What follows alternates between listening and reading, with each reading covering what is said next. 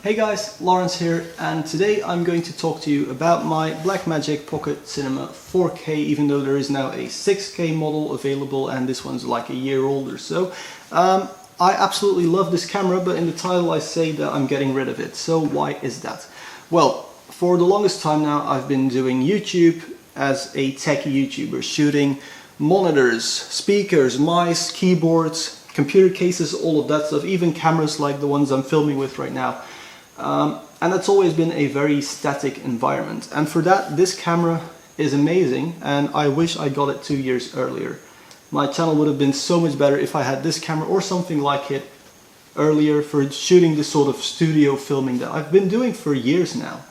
But the thing is, I kind of got bored of filming in a studio environment, and I want to do mountain biking content now, which is very dynamic, and you're carrying around cameras and lenses and gimbals and tripods even, and you're constantly moving around, and in that sort of situation this is the worst camera ever. Now a lot of people were complaining about it not having autofocus, and to be honest that is a valid complaint, but really, are you going to be using autofocus when shooting? Probably not. Maybe if you're a vlogger, but then it's always an arm's length, so just stop down your lens a little bit and you're still fine. So I'm really not going to say anything negative about the lack of autofocus on this camera. Instead, we're going to focus on what makes this camera so amazing. Even though for me, it's no longer the camera to have. I'll probably move to an A7 or an X-T3 or whatever Fuji comes up with next, because I kind of fell in love with Fuji cameras ever since I reviewed the X-E3 that I'm filming on right now, but this is the edit because I wanted something of a background. Anyway, moving on. The camera body itself is plastic. It's not extremely sturdy feeling, but it's incredibly comfortable just to handhold. However, the body is very light, and therefore you kind of want to weigh it down a little bit, put a massive cage on there to protect it if it gets hit, and also to just get it heavier so that it's more stable when you're walking around with it. Again, if you're just using it in a studio environment, that's not that important. However, you still need all these mounts because there's not even a cold shoe on there. So I have a small rig cage on here, and this cage is amazing because of all the modularity it gives you and how easy you can add in more stuff. Like, for example, I have this Samsung T5 SSD that I record everything onto. Next to it I have my microphone. However, in their infinite wisdom, of course, Small Rig did kind of screw up one bit, which is that if you put in an SSD, it will actually block your cold shoe on the cage, so you need to buy a separate €9 cold shoe. But that's just Small Rig for you. Not really going to complain about that, because today's video is about the camera, and to me the most awesome thing about this camera is actually the software. Now, I have not ever used a camera with a user interface this good. This is far beyond anything from Canon, Nikon, Fuji, Sony obviously. It's so intuitive. There aren't a lot of options, but they make a difference, and they're actually really good. Now obviously if there was autofocus it would have 2 extra pages about autofocus, but it doesn't, and so this is just what I have mine set to. 8:1 compressed Blackmagic RAW, which you can easily import into DaVinci Resolve, which comes for free, like the €300 studio version comes for free with this €1,400 camera.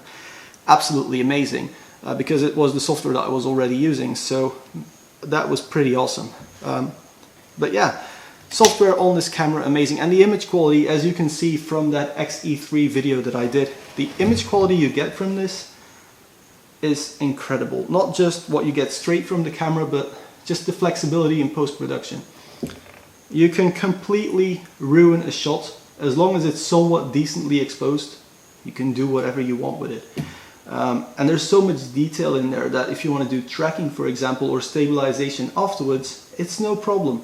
And especially combined with Resolve, the options are just limitless. And I think anyone looking for a sub €5,000 camera at the moment would be stupid not to get one of these if it is for studio work. If you need great autofocus, go with Sony or Canon even, if you don't care about image quality, if you just want the autofocus. But this one was amazing for that. And the main reason that I love it so much is that user interface and the ergonomics of it, but it's not perfect. So it is micro four thirds, which for me was perfect because I had micro four thirds lenses and I didn't have to buy any lenses, and basically for 1500 euros I got a massive upgrade in image quality. However, it's only micro four thirds, and just moving to APS-C, or Super 35 as the film guys call it, that is a massive improvement.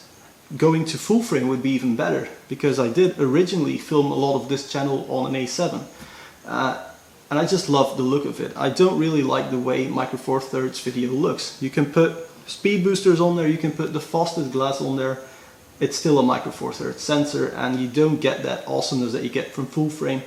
And looking at what the GFX 100 does, I mean, that's really the camera to get right now.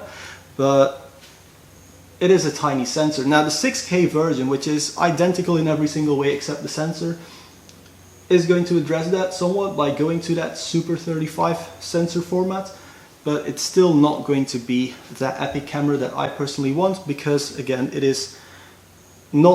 doesn't have autofocus, it doesn't have image stabilization. You can get stabilized lenses on it, but the main issue for me is that it's so damn wide that it doesn't fit on my gimbal. Even with this cage, so I can offset it, it still doesn't fit on my gimbal. Also, my apologies for the noise outside, but this camera just doesn't fit on a gimbal, and that's it kind of sucks, because I don't want to buy yet another gimbal. Even though I just bought one, which works perfectly with the X-T3 and the G7. So it's big, it's bulky. I mean, they call it a pocket camera. It's definitely not a pocket camera. Everyone knows that. Everyone's been saying that. But other than that, this camera is incredible. And especially if you are let's say you're a beauty YouTuber and you know a little bit about color grading, get this one. If you are a tech reviewer, I know Hardware Canucks uses it. Linus Tech Tips is probably using them as well by now, because their reds are probably dead all the time. It's amazing for this sort of slow movement. If you just want to shoot B-roll, take your time, you know, it's perfect for that. So it's something I can really only recommend. However, I'm personally selling it, and probably the day after I get my money from selling it, I'll probably end up buying an X-T3 or an A7, who knows. Probably an X-T3 though, because Fuji is awesome. Anyway, massive thank you for watching. This was probably the last review on this channel, because just a minute ago I did film a saying goodbye to the tech industry sort of video, which was a bit sad for me to film, but I'm kind of glad I did it. But yeah, massive thanks for watching, and I'll probably see you on the mountain biking video sometime in the future.